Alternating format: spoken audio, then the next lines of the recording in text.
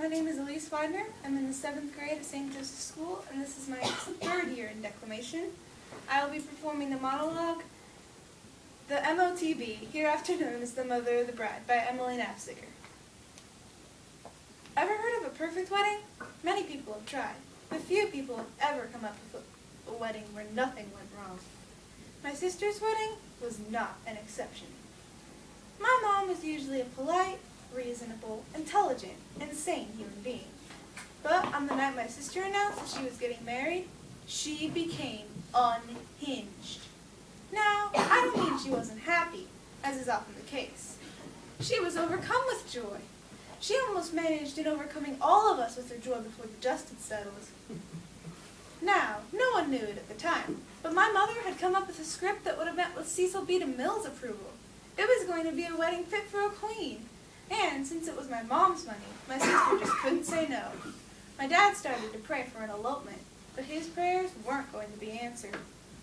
My mom had 8 months to work, and she didn't leave one detail to change her human error. We had everything that could be engraved. We had teas and showers and dinners, and even more teas and showers and dinners. The caterer even called to ask if this was a wedding or an invasion he was involved in. It's an invasion, I told him. The church organ was too churchy, in my mother's words. So we hired an 18-piece brass and wind ensemble. The furniture for my sister's new house was flown in from as far east as New York to as far south as Atlanta. Now, if all that isn't enough, my mother even had the engagement ring returned in exchange for a bigger stone. When I say she came unhinged, I mean she became unhinged. By now, I think my dad had realized that an elopement was out of the question, but he kept praying for one anyway. Well, the day of the rehearsal finally arrived, and it went fairly well, except for a crying flower girl, a stubborn ring bearer, and a bridesmaid for the cold. Mother didn't sit down once. Nothing was okay for her. She kept running around, telling people what to do and fixing things. But all in all, we were ready for the wedding. The next day, we arrived at the church several hours early. Mother wanted to rearrange everything again. I was ready, so I just stood around with the other bridesmaids. I didn't like my bridesmaid's dress, so I stashed a pair of jeans and a t-shirt in the car. Outside, the guests were starting to arrive and were being seated. In the choir loft, the orchestra gushed great music. My mother coasted down the aisle to her seat. She glowed, beamed, smiled, and sighed. She had done it. The music softened, and the 8 other bridesmaids and I lockstep down the aisle, while the groom and his men marched into place. Finally, the wedding march thundered from the orchestra.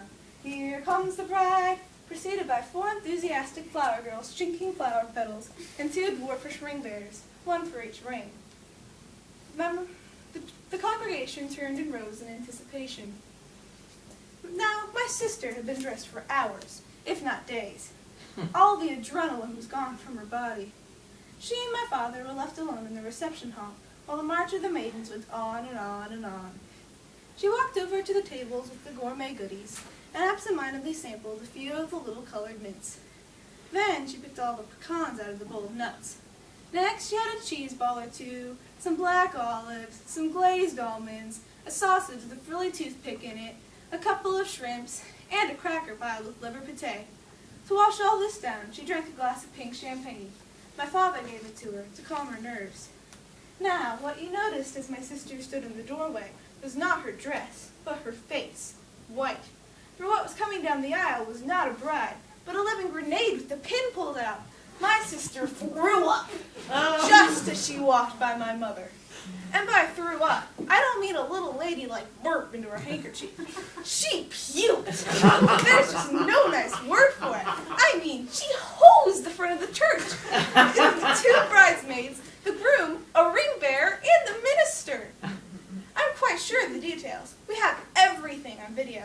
My mother even had 3 cameras filming the wedding. Then we had a fire drill that only the Marx Brothers could have topped. Groomsmen rushed about heroically. Flower girls squalled, bridesmaids sobbed, and people with weak stomachs headed for the exits. All the while, unaware, the orchestra played on. We sent the guests to the reception hall. though they didn't eat as much as they might have in other circumstances.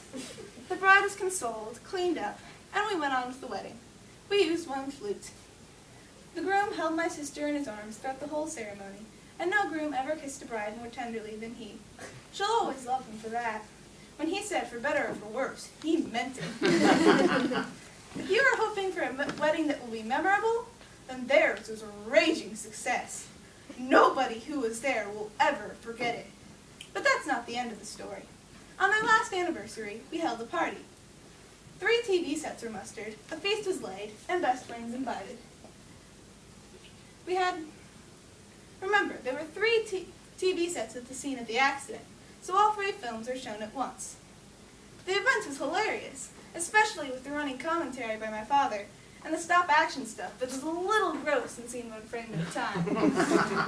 The part that got the most cheers and toasts was when the camera focused on the grin on the face of my father as he contemplated my mother being revived. The reason I say that this is the best part is not because of the party, but because of the one who organized it. Of course, the infamous MOTD. The mother of the bride is still at it, but she's a lot looser these days. She not only learned to forgive my father and everyone else for their part in the debacle, she forgave herself, and nobody laughed harder at the video than she. I guess that's why the same grinning man has been married to her for 40 years, and her daughter loves her still. As for me, my dad and I have an agreement. I'm eloping. Well, maybe. Just a small wedding with only immediate family?